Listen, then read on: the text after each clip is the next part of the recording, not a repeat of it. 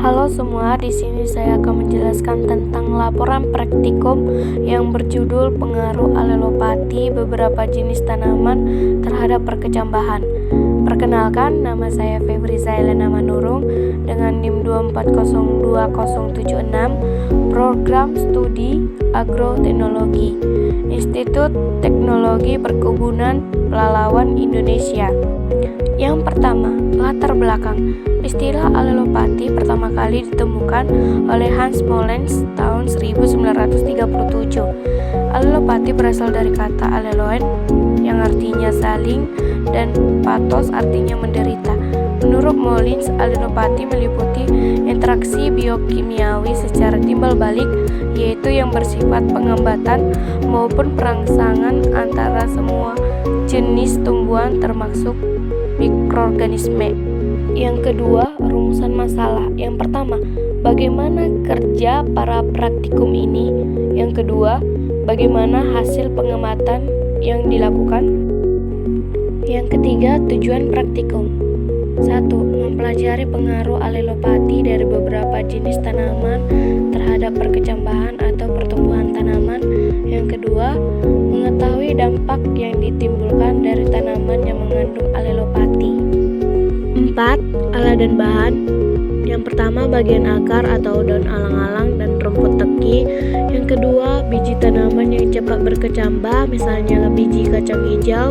Yang ketiga, blender, mangkok pengurus, cawan petri, kertas saring, kertas merang, gelas ukur, corong penyaring, pipet, dan gunting. 5. Cara kerja. Yang pertama, buat ekstrak alang-alang dan rumput teki dengan cara berikut. A. Hancurkan dan haluskan bagian tumbuhan yang dipilih tersebut dengan mangkok pengurus atau blender. B.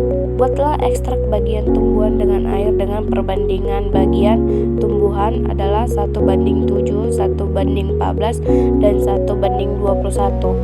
Yang kedua, letakkan 10 biji kacang hijau pada cawan petri sebanyak 7 petri.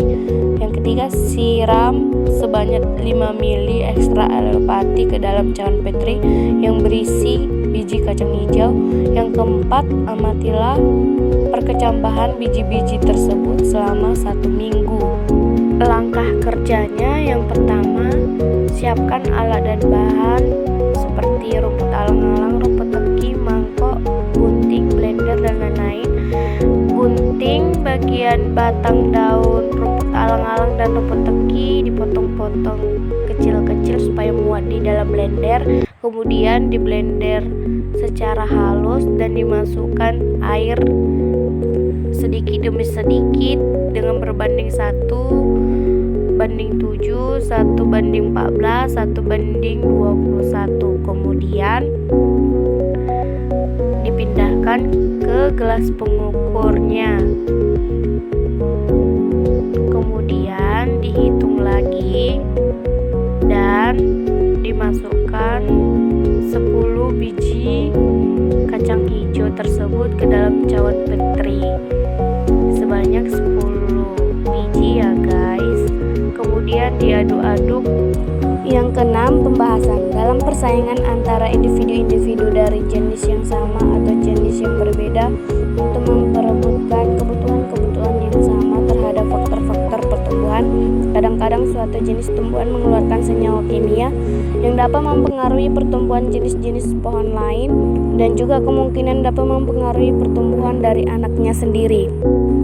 Peristiwa semacam ini disebut dengan alelopati. Jadi alelopati adalah suatu peristiwa di mana suatu individu tumbuhan menghasilkan zat kimia yang dapat mempengaruhi pertumbuhan individu lain. Alelopati terjadi karena adanya senyawa yang bersifat menghambat. Senyawa tersebut tergolong senyawa sekunder karena timbulnya secara sporadik dan tidak berperan dalam metabolisme primer organisme. Senyawa-senyawa yang bersifat menghambat tersebut dikelompokkan menjadi 5 kelompok utama seperti fenis, propian, acetogenin, terpenoid, dan alkaloid pada tahun 1971. Inilah hasil praktikum kami selama 1 minggu. Yang kedelapan, inilah hasil dari penelitian kami. 7 kesimpulan. Yang pertama, alelopati dari tumbuhan lain di sekitar yang disebabkan oleh senyawa kimia yang dihasilkan oleh suatu tumbuhan ke lingkungannya.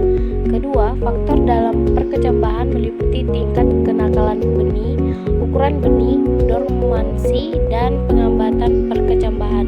Yang ketiga, faktor luar yang mempengaruhi perkecambahan meliputi air, temperatur, oksigen, dan cahaya.